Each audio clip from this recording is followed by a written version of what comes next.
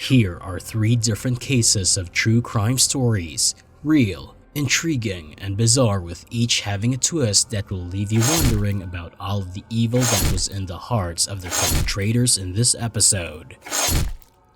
The Lin family murder. The Lin family lived in North Epping, New South Wales of Australia, and they were an upright family who had their needs met. The husband Min Lin and his wife Irene Lin ran a successful family-owned news agent in Sydney.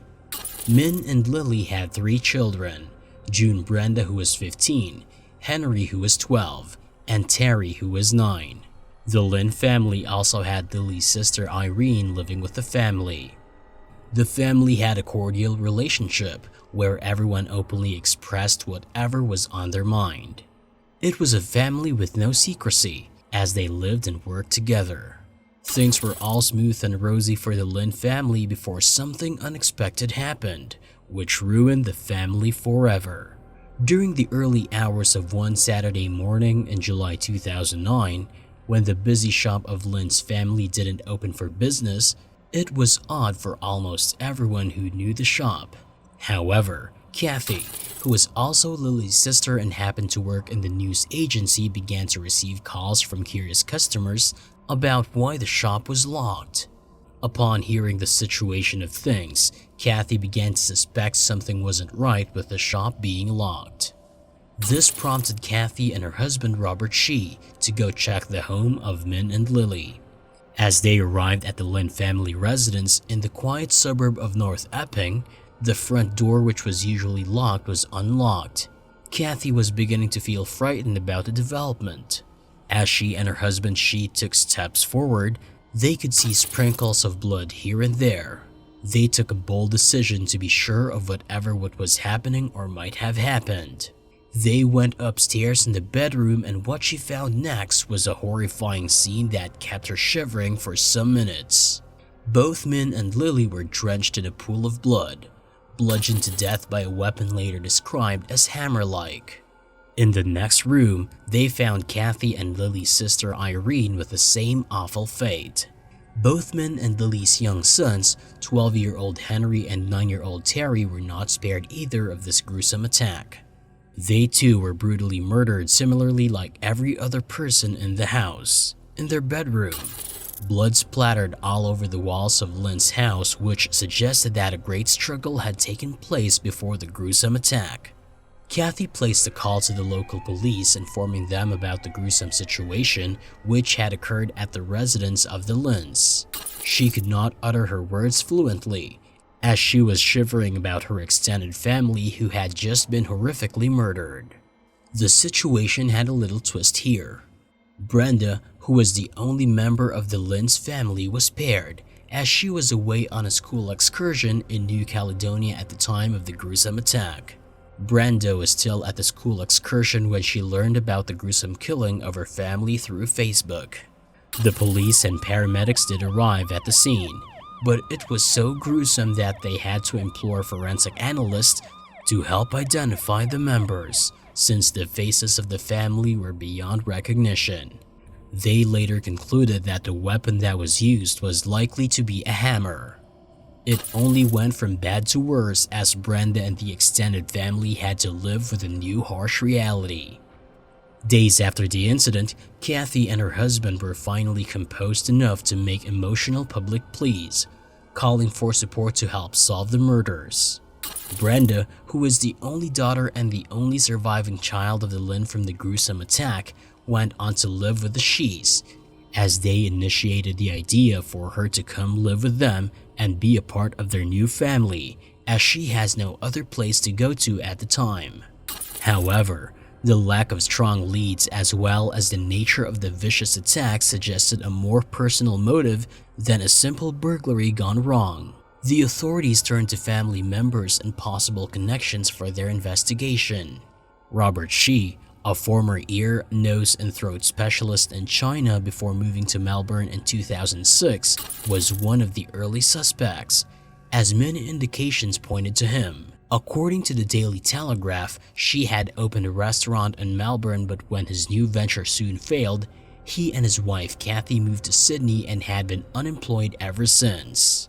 Various reports had also suggested that she was close to his extended family. It would take over a year for any breakthrough evidence to surface.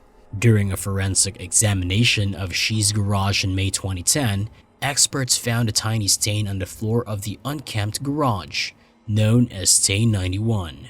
According to The Australian, one of the forensic experts trained in bloodstain pattern analysis was convinced that Stain 91 looked like a transfer stain, the kind of stain produced from coming into contact with an object such as clothing, a weapon, or a bag wet with blood. Lab tests, however, proved that the tiny mark was consistent with the DNA of the slain Lin family members. Xi was subsequently arrested in May 2011, while his wife Kathy maintained his innocence. As all these new developments were happening, Brenda was still living with her new family. It took 4 trials spanning over 7.5 years before Xi was convicted. The first trial was aborted when a possible sexual motive emerged, but the court refused to identify the victim as she was still a minor at that point. She later opened up on how Robert has been sexually assaulting her in her home while her parents were still alive, and how he continued to assault her after Kathy and Robert took her in as a new family. The second trial was halted when the judge fell ill, while the third trial ended in a hung jury. Finally, in 2017, she was found guilty of murder. After the verdict was announced, she proclaimed, "I did not murder the Lin family. I am innocent." In a recount by Brenda, the only surviving child of the gruesome incident that claimed the lives of the Lin family, she said that it was 2009 and the high school student was preparing to fly to New Caledonia for an excursion, and looked around the departure gate to see her classmates kissing their families goodbye. Being a prideful teenager, I did not say anything to my father. I just stood there awkwardly and thought to myself, it's just going to be a week. I am going to see them again really soon. Miss Lin, now in her 20s, told a sentencing hearing for her uncle Robert Xi last week. But while she was overseas, she murdered her entire family. Her father Min Norman Lin, her mother Yun Lin, her aunt Yun Bin Irene Lin, and her 2 little brothers Henry and Terry in the bedrooms of their North Epping home on July 18, 2009. To this day, my biggest regret was not hugging my father and telling him I loved him, to say thank you for being an amazingly loving and caring parent. Paulette Gebara Farah. It's every parent's worst nightmare to put their child to sleep at night and then find them vanish before daybreak. Well, that's exactly what happened to Paulette Gebara Farah. The worst part was that she was unexpectedly found between something no one ever thought about. Paulette Gebara Farah was 4 years old when she mysteriously disappeared from her house on March 22, 2010. The case became prominent because she lived in one of the most upscale neighborhoods in Mexico in Huizquilucan. She had recently returned from a trip with her father Mauricio Gebara and sister, but her mother Lizette Farah had gone on a trip with her friend Amanda de la Rosa, her lover, and multiple other men. Suspicions of her infidelity made Lizette the prime suspect in the case. The case became even more complicated when the family and 2 housekeepers provided inconsistent statements to the authorities. Paulette was born with both physical disabilities and a language disorder and had 2 nannies who helped care for her, Erica and Martha Casimiro. The family was considered relatively affluent. Paulette's father, Mauricio Gebara, worked in real estate while her mom, Lizette Farah, was an attorney. On one evening in 2010, Lizette claimed she had put her little girl to bed as normal, but when her nanny Erica came into her room the next morning, the little girl was nowhere to be seen.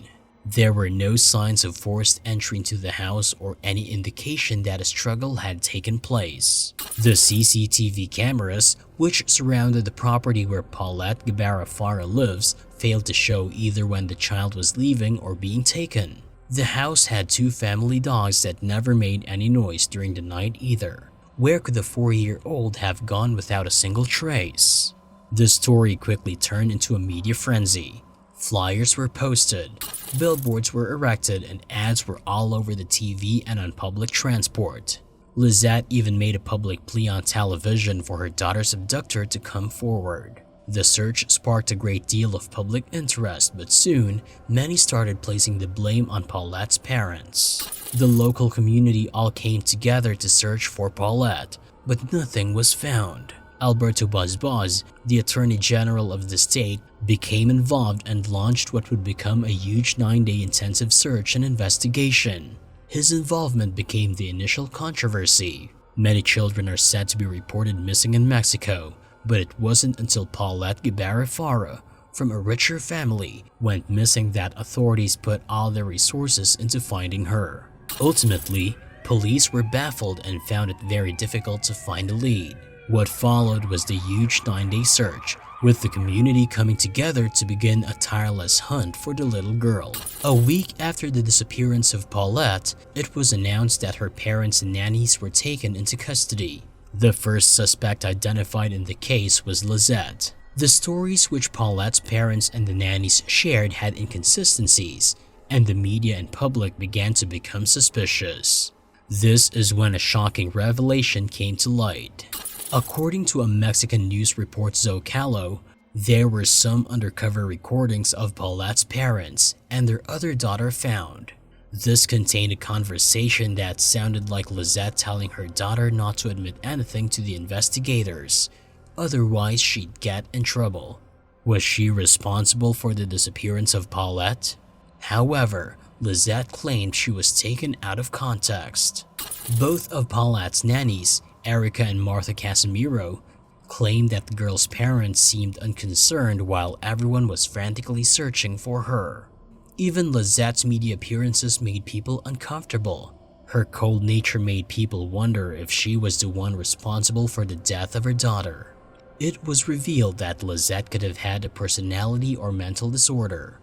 According to Sandra Yadiam, a legal psychiatric expert working with investigators, said Lizette has always remained very distant in matters of affection and emotional attachment. In short, some characteristics pointed toward a mental disorder.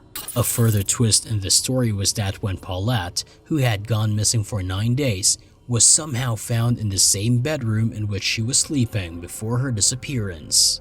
An officer in the case caught a whiff of a putrid smell. This led him to find where Paulette, the very bed from which she disappeared. On March 31, 2010, Paulette's body was finally found.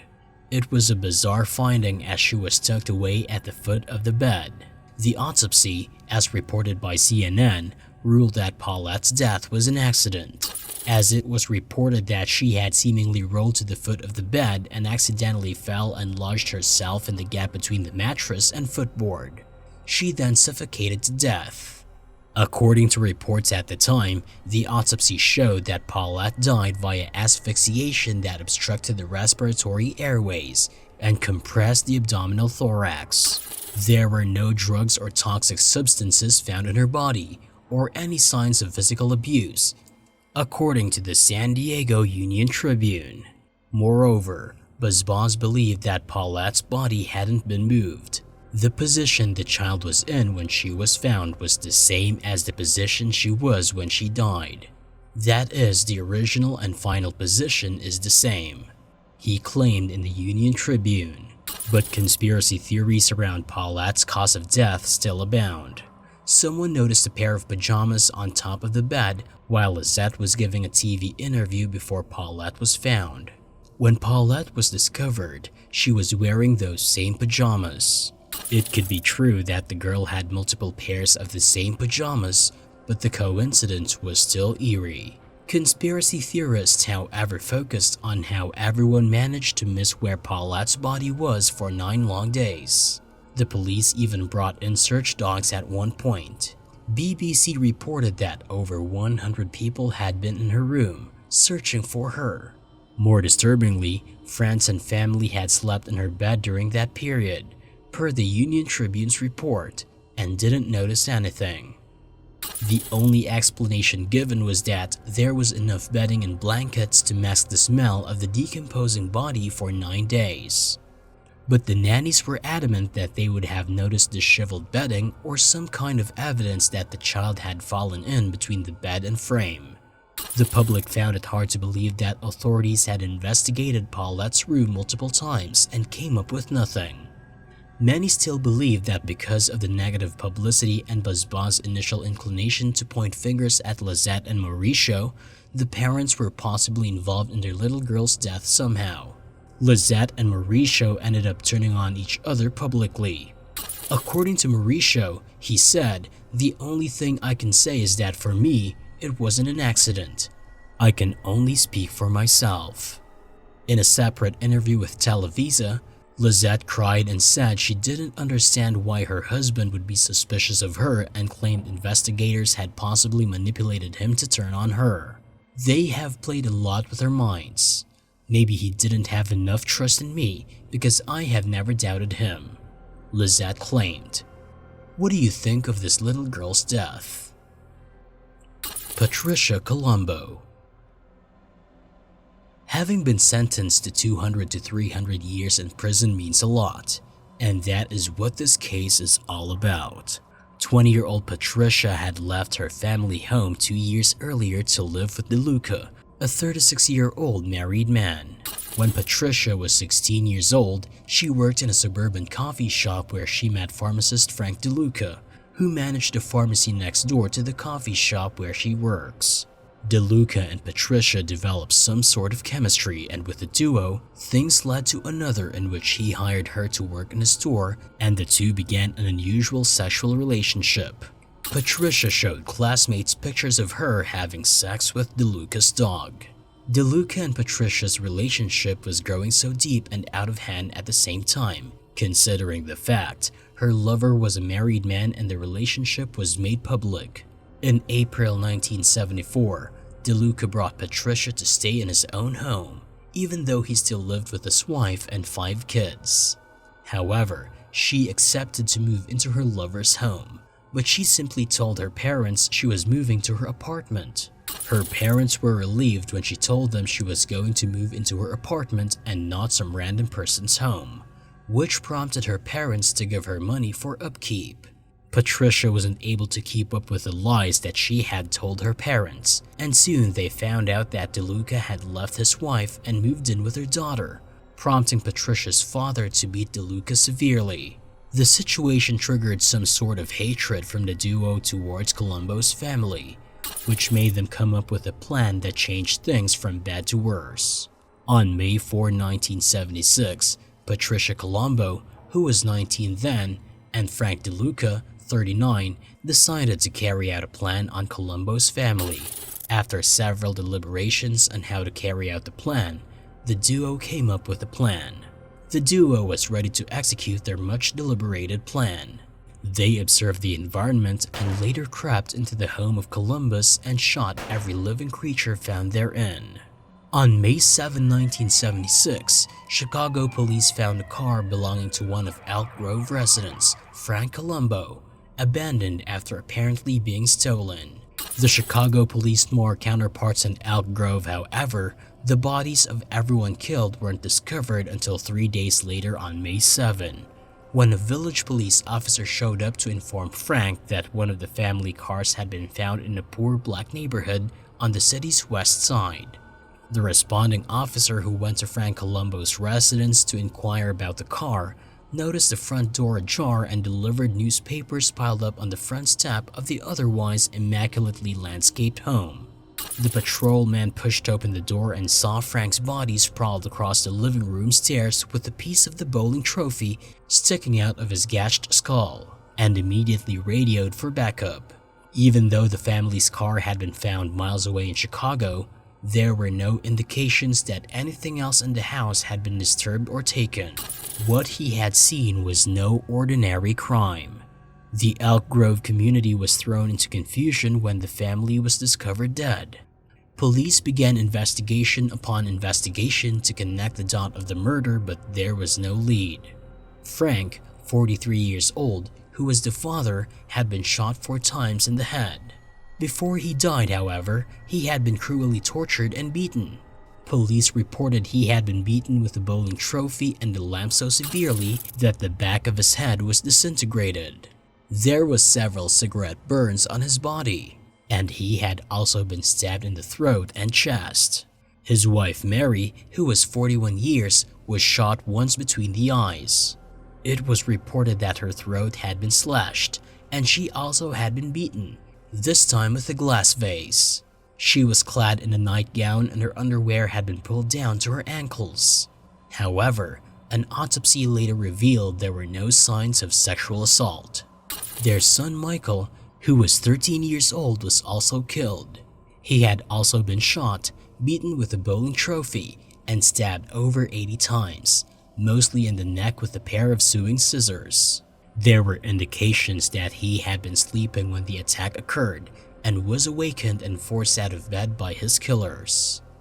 The only surviving member of the family was the Columbo's 19-year-old daughter Patricia, who was living apart from her family with a 37-year-old co-worker Frank DeLuca.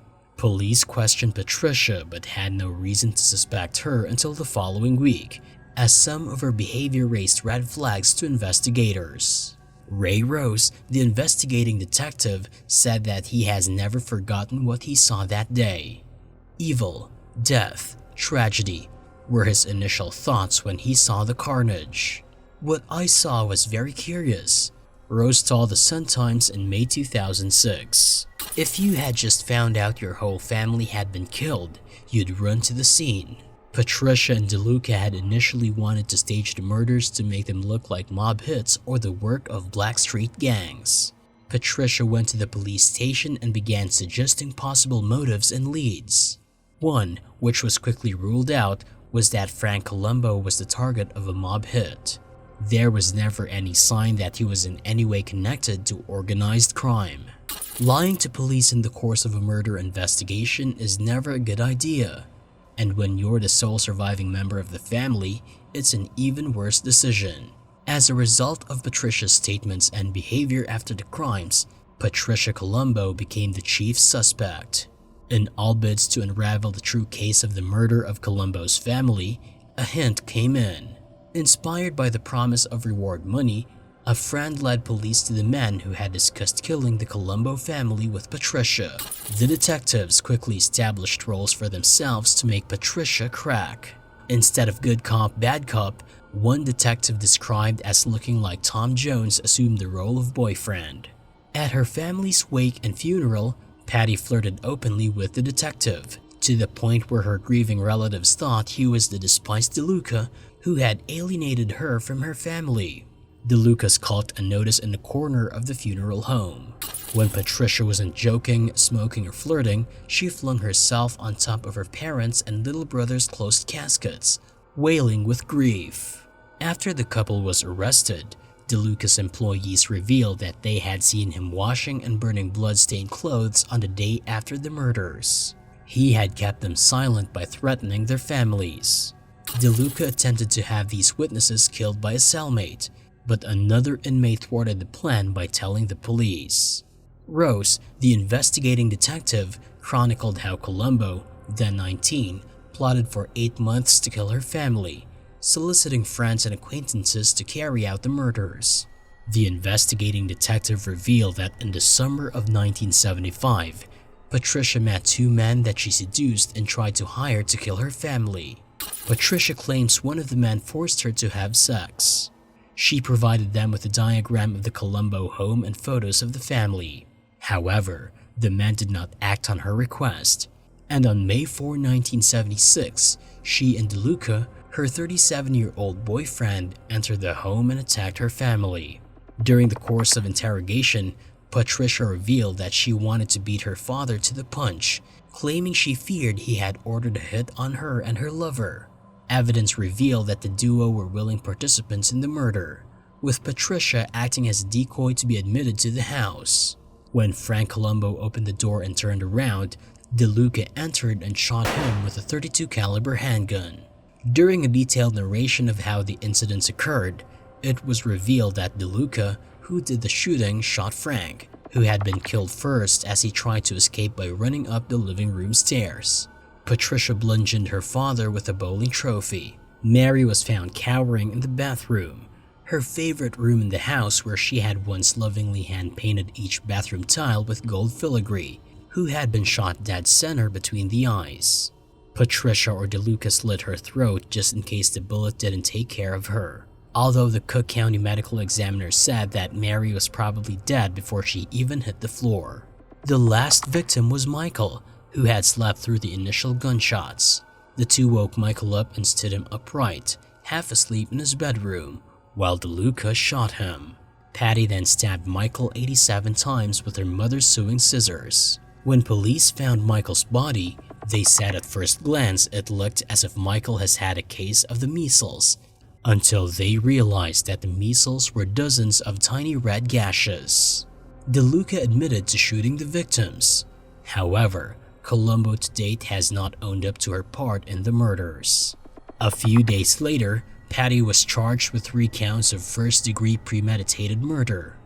In detailed evidence tendered to the court, the cops determined that Patricia had originally set out to hire hitmen, a couple of losers she met in a motel cocktail lounge, to murder her family. She had even gone so far as to draw a map of her parents' house, along with a warning that the family's white miniature poodle was a yapper.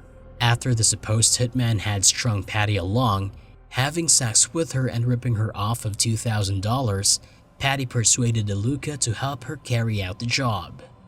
Columbo and DeLuca were convicted of shooting her parents, Mary and Frank Columbo, and brother Michael, and mutilating their bodies. They sentenced both to 200 to 300 years in prison for the murders, and another 150 years each for conspiracy to commit murder. Columbo received an additional 50-year prison term for solicitation to commit murder. It all ended badly for the lovers who wanted to have it all at all costs.